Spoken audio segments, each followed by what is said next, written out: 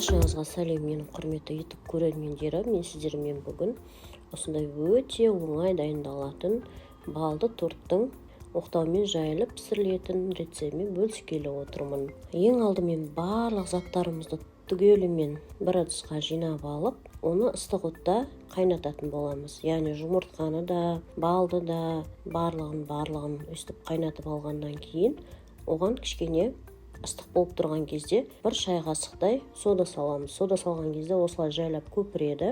Сол кезде мынау өлшеніп қойылған ұнымыздың жартысын саламыз дағыны, кішкене жарты бөлігін қоямыз. Мынау ұнды біріктіргеннен кейін қамырға осындай сұйықтау болып тұрады. Сол кезде қалған ұнымызды төгіп, енді осыдан біркелкі қамыр жасап шығамыз. Бұл қамырмен және де жалғыз балды торт қана емес, печенье пісіруге де болады, коржик пісіруге де болады. Өте керемет, әрі жылдам, әрі жұмсақ болып шығатын қамыр. Осы балды торттың негізінде рецепті әркім әр қалай жасайды. Енді мен сіздерге өзімнің нұсқамды көрсетіп жатырмын. Бұл жердегі қамыр тура 1 килограммдық тортқа жетеді. Енді осыны қамырды орап қойғаннан кейін тоңазытқышқа 2 сағатқа қойып қоямыз. Сол кезде қамыр кішкене қатайып, өзінің формасын жақсы ұстайтын болады. Қараңыздар, кескен кезде де пышаққа жабысып жатқан жоқ.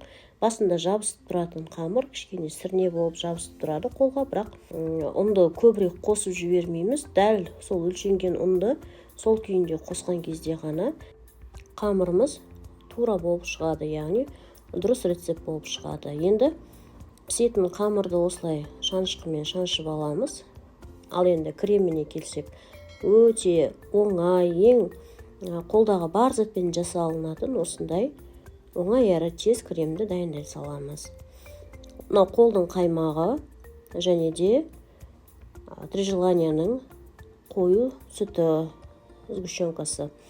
Енді осыны екеуін ғана араластырып, сәл кішкене қоюлау қылып жасасаңыздар да болады, сәл сұйықтау етіп жасасаңыздар да болады. Енді балды тортқа негізінде жалғыз қаймақпен ғана емес, басқа да дүкеннің қаймағымен сгущенканы араластырып жасасаңыздар да, я болмаса пломбирный креммен жасасаңыздар да.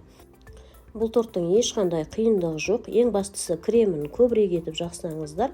Сол кезде торттың корждары кремін бойына сіңірген кезде өте жұмсақ әдемі болып шығады. Ас болсын, дайындап көріңіздер және де нәтижесін комментарий бөліміне қалдыра кетіңіздер. Каналға тіркеліп лайк басып қойыңыздар. Баршаңызға амандық тілеймін.